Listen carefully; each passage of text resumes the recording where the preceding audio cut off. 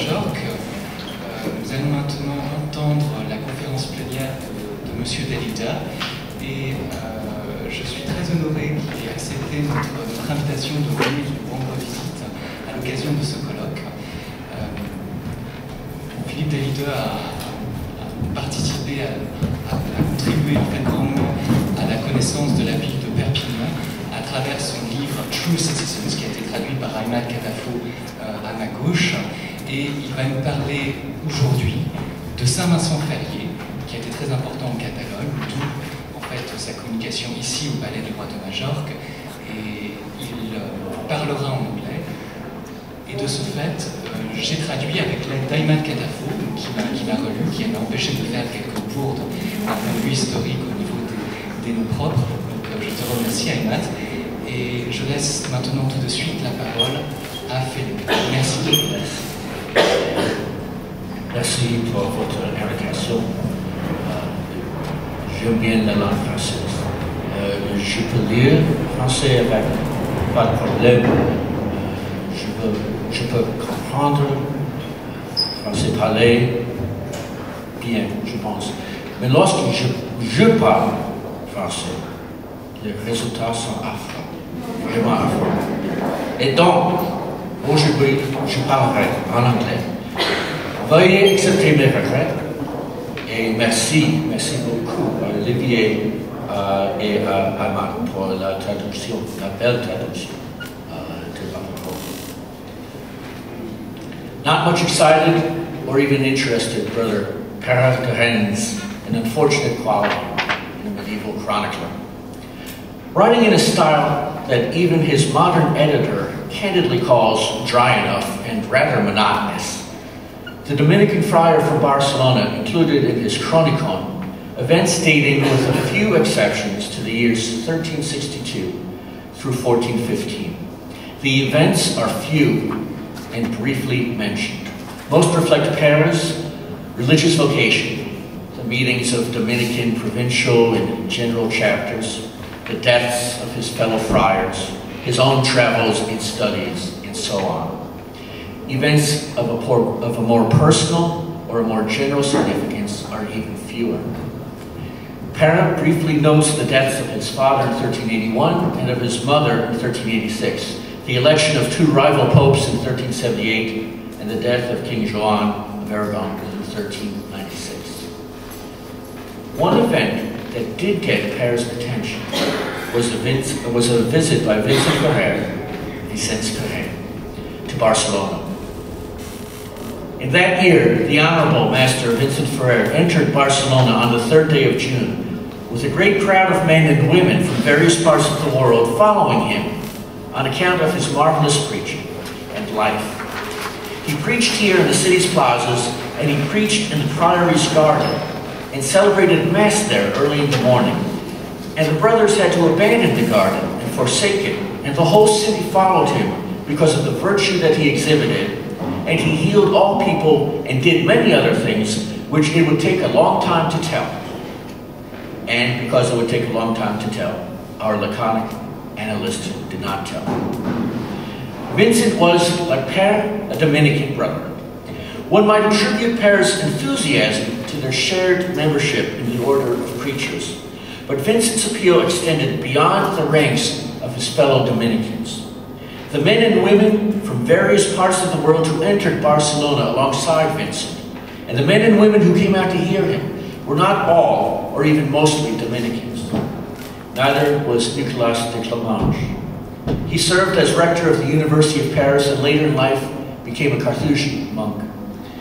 He was also one of the great Latin stylists of his day. Nicholas gushed over Vincent after hearing the friar preach at Genoa in Italy. So ardent is he, and so efficacious in his speech while declaiming the word of God. So vehemently fiery is his eloquence that, like a burning torch, he inflames with devotion his listeners' hearts, even those that were frozen over. And hard and obdurate minds he softens until they dissolve in sighs and in lamentations. Bertrand Boisset neither served as rector of medieval Europe's greatest university nor became a Carthusian monk. He was a chronicler like Pere de Rennes, but a layperson and a viticulturalist who lived in Arles.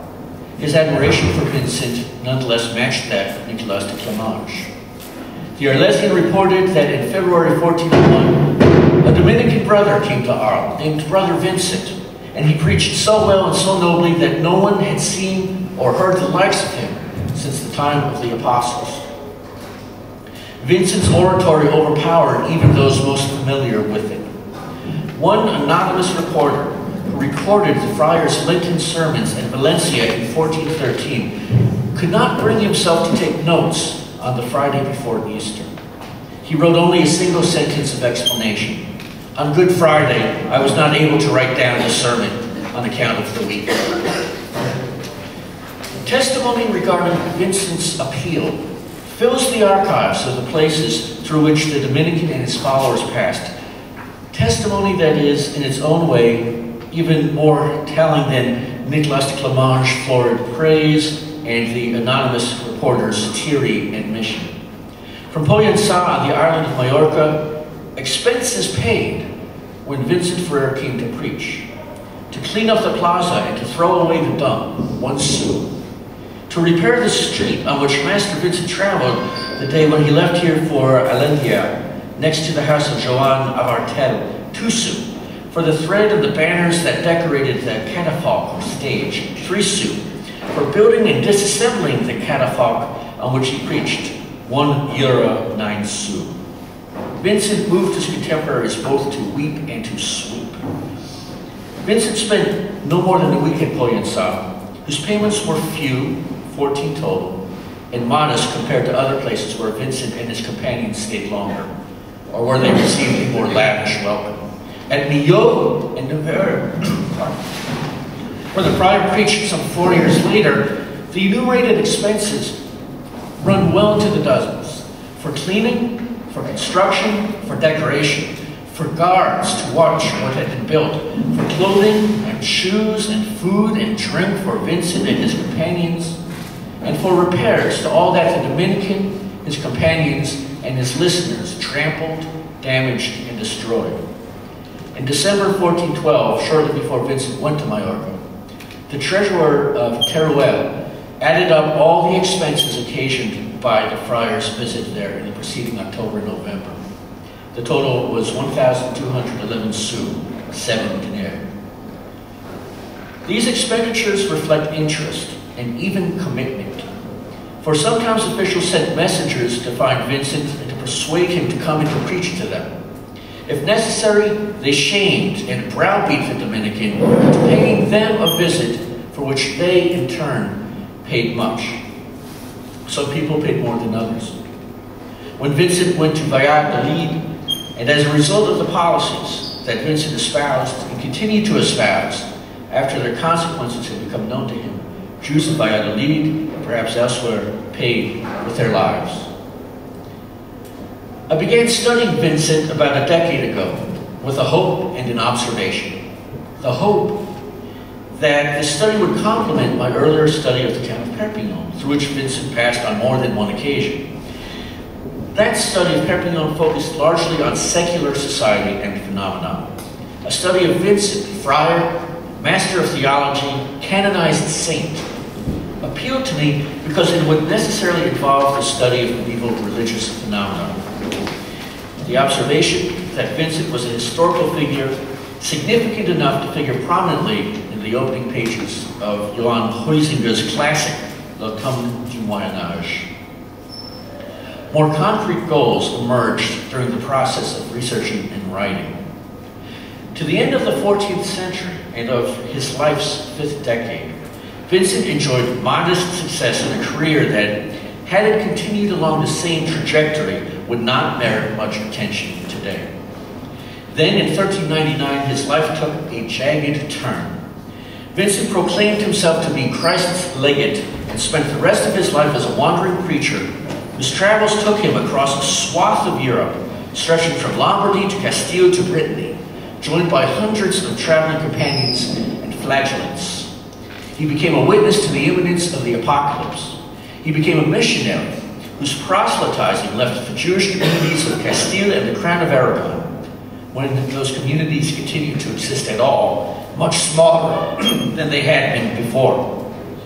He became a kingmaker who did what few in the Middle Ages ever had the chance to do, namely, select a ruler from a set of competing candidates, thereby providing the Crown of Aragon with a new royal dynasty and altering the course of Spanish, if not European history. He became a central figure in the Papal Schism that began in 1378 and ended for most everyone, but not quite everyone, with the Council of Constance, which met from 1414 to 1418. The Holy Roman Emperor and luminaries such as Jacques Gerson courted him. Indeed, the question of whether the schism could be ended came to hinge, at least in part, on what Vincent said and did. The friar also continued work begun before 1399, but now carried out on a much grander scale. He was a moral reformer who rehabilitated those concubines and prostitutes whom he could and quarantined those whom he could not. He was the scourge of magicians, of gamblers, of blasphemers, and of those who worked on the Christian Sabbath. He was a peacemaker who in emotional public ceremonies moved listeners, dozens in a single day, hundreds in a month, and who knows how many thousands during the course of his lifetime, to swear to forego the vengeance of their murdered friends, parents, siblings, and children. Vincent's life was a fascinating one. His story has been told many times before, but as I studied Vincent, I became increasingly convinced that his story needed to be told anew for two reasons. First, modern historians of Vincent have relied fairly heavily on 18th, 17th, and 16th century Dominican biographers of Vincent for information. Those early modern biographers were scholars to whom modern historians owe a debt of gratitude. They uncovered much medieval source material pertaining to Vincent, and they were capable of some fine detective work. One 16th century author deduced correctly that Vincent died on Wednesday, the 5th of April, 1419. But those early modern biographers sometimes made mistakes, and those mistakes have sometimes gone unnoticed. Take, for example, the religious vision that inspired Vincent to abandon his office as papal confessor and to begin his wandering preaching mission. Historians since the 16th century have dated that vision quite precisely to the 3rd of October, 1398. The day and the month are correct. In a later sermon, Vincent himself says that the vision occurred on the eve of the Feast of St. Francis. But the year, 1398, cannot be right. In a letter that Vincent wrote in July 1412, Vincent reported that the vision took place more than 15 years earlier, which rules out 3 October 1398, and also rules out 3 October 1397. Vincent experienced his vision no later than 1396, and perhaps even earlier than that. More time elapsed between Vincent's vision and the start of his preaching mission than we have realized. The second reason for telling Vincent's story anew is the following. Vincent was canonized as a saint in the 1450s, and he has long been a source of great pride, especially in Valencia. Vincent's sainthood and his status as a local and regional hero have caused historians to adopt at times an insufficiently critical attitude towards Vincent's writings, his sermons, and his deeds. And they've caused historians sometimes to depict Vincent in the best possible light. Before Vincent was a saint, however, he was a man, capable of mistakes, capable of deception. And so today I would like to tell Vincent's story. I would like to tell it for the purpose of getting that story right as best as I can and correcting various misconceptions along the way. But I would like to tell it also for the purpose of understanding what drove Vincent to say what he said and to do what he did. Vincent Ferrer was born in Valencia, most likely in 1350, the son of a notary named Guillaume. By 1368, Vincent had entered the Dominican order, and he then passed through the Dominican educational system. He studied and taught logic at Lleida, where in 1371 and 1372, he wrote 2 minor treatises on logic. Vincent then studied the Bible at Barcelona and theology at Toulouse. Upon the outbreak of the Papal Schism in 1378, Vincent quickly became a supporter of the Avignon papacy and he made the acquaintance of Cardinal Pedro de Luna. In 1380, Vincent wrote a treatise asserting the legitimacy of the Pope at Avignon, Clement VII. Vincent also attacked King Per of Aragon's policy of neutrality in the matter of the schism, because the king refused to acknowledge either the Pope in Rome or the Pope in Avignon as legitimate. To refuse to acknowledge a valid Pope, Vincent wrote in words that would later come back to haunt him, was as serious a sin as there was. Around 1391, the Inquisitor Nicolau Aymeric accused and apparently convicted Vincent of heresy for preaching that Judas Iscariot had been saved rather than damned. In 1392, Vincent was in Avignon, perhaps appealing his conviction for heresy to the papal curia. After Pedro de Luna's election as Pope Benedict XIII in 1394, Vincent served as that pope's confessor and lived at Avignon. Pedro de Luna's enemies alleged that as pope, he destroyed all records pertaining to Vincent's conviction for heresy. In 1399, Vincent left Avignon and began the preaching mission that made him famous. About these first 5 decades of Vincent's life, we do not know nearly as much as we know about the final 2 decades of his life, when Vincent became a figure of European significance. In one respect, there is some clear continuity between the 2 periods, especially as regards Vincent's concern for moral reform. Already in the 1390s, Vincent's preaching led prostitutes to repent and to abandon their profession. The city of Valencian provided dowries for repentant prostitutes who wanted to marry but were too poor to do so. Vincent also used his moral authority to quell the feuds, the bandositats, fought among Valencia's rival families.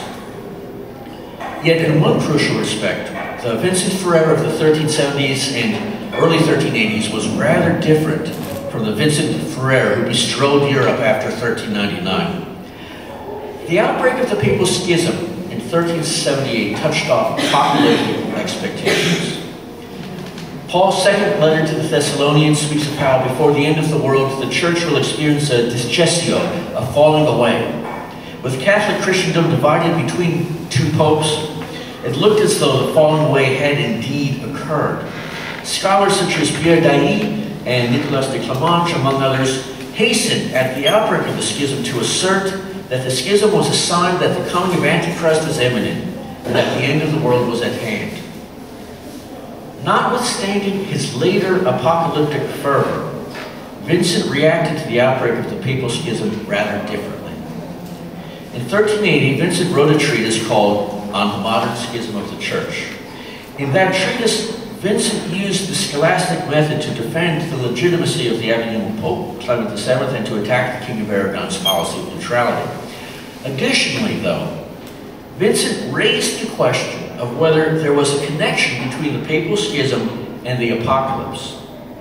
Vincent accepted that the Papal Schism was the disgestio mentioned in 2 Thessalonians, and he expressed his fear that the schism might last until the end of the world. Yet in the end, Vincent did not go along with Pierre Dailly and others. Vincent did not identify the schism as a sign of apocalyptic imminence. Instead, Vincent concluded his treatise of 1380 by affirming his confidence that Jesus would end the Papal Schism before the apocalypse came to pass. Indeed, Vincent's treatise of 1380 shares very little in common with his later apocalyptic sermons. In 1380, Vincent did not call upon his contemporaries to change their behavior, to change their ways because of the apocalypse's imminence. He did not identify a date by which the world would end. He did not announce that Antichrist had already been born. The lack of apocalypticism in Vincent's treatise of 1380 raises the question of how and why he later became convinced that the apocalypse was indeed imminent and even that Antichrist had been born. Historians such as Roberto Rusconi have explained Vincent's turn toward apocalypticism in terms of the Papal Schism. By the time that Vincent began his preaching mission in 1399, the schism, contrary to Vincent's earlier expectations in 1380, had not ended, and it looked as though if the schism ended at all, it would end with the triumph of the Roman, not the Avignon papacy. In 1398, Castile and France withdrew from the Avignon obedience. France besieged Benedict XIII in his papal palace, and then Benedict XIII fled Avignon entirely. I do not doubt that developments in the papal schism determined when Vincent began his preaching mission, but it would be a mistake, I think, to explain Vincent's turn toward apocalypticism in terms of the papal schism for the following reasons. First, Vincent did not experience his vision in October 1398, as historians have assumed. He experienced his vision no later than October 1396, well before the near collapse of the Avignon papacy in 1398. Second, after Vincent began his preaching mission, the schism figured surprisingly little in the proofs that he offered of the apocalypse's imminence. Vincent's proofs were visionary, and that too marked another startling break with his own past. In his treatise on the schism of 1380, Vincent rejected visions as having any probative value in matters dealing with the church. Now, in 1399, he based his entire life on a vision. When Vincent was deathly ill and bedridden, he saw Jesus together with the Saints Francis of Assisi and Dominic Guzman. Jesus touched the dying Vincent on his cheek and cured him. He also commanded Vincent to go forth and preach that the end of the world was at hand. What the ultimate source of this vision was, I cannot say, but I do not doubt that Vincent experienced a vision, or something that he understood to be a vision. Paradoxically, I feel certain that Vincent experienced this vision because he never said that he experienced this vision. In his earliest dated sermons preached in Switzerland in 1404, Vincent did not mention this vision at all. In sermons preached at Montpellier in 1408, Vincent said that he knew the person who had experienced the vision, but the person was a Franciscan, which would rule out Vincent himself.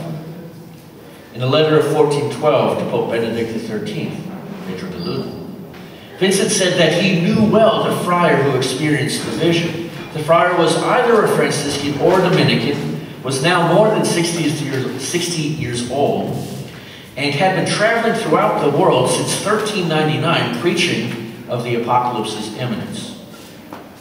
Based on the information in the letter of 1412, the sixth friar who experienced the vision has to be Vincent himself. There was only one sexagenarian friar who had been traveling around Europe since 1399, preaching of the apocalypse's imminence. Yet even in 1412, Vincent did not, perhaps could not, come out and speak of his vision openly. The way in which Vincent slowly edged toward the point of acknowledging that he had experienced this vision, the way in which he never quite reached that point of acknowledging it, these suggest to me that Vincent had indeed experienced something quite traumatic in his life. Before Vincent left Avignon and began his preaching mission, he received a letter from Valencian asking him to return home, where his services as a peacemaker were badly needed, where the Dominican house would have benefited from his presence, and where his family members wished to see him again. Vincent ignored the call to return to his native Valencian. And even after he returned to Spain, Vincent was by and large slow to respond to his native city's calls for assistance. Instead, in 1399, Vincent headed eastward into regions where he had never been before and whose languages he likely did not speak. From 1399 through 1402, Vincent wandered through Provence. Then he went to Switzerland in 1403 and 1404. Then, after a brief return to France, he traveled to northwestern Italy, where he remained from 1405 through 1408. He traveled with most likely only one or two companions during these years, the first decade of his mission. Nonetheless, his mission proved popular. Local towns and bishops invited Vincent to come and to preach to them, and they paid Vincent's way. In some respects, though, I think that the opening years of Vincent's mission have not been well understood. At Geneva, in December 1403, Vincent wrote a letter to the Master General of the Dominican Order.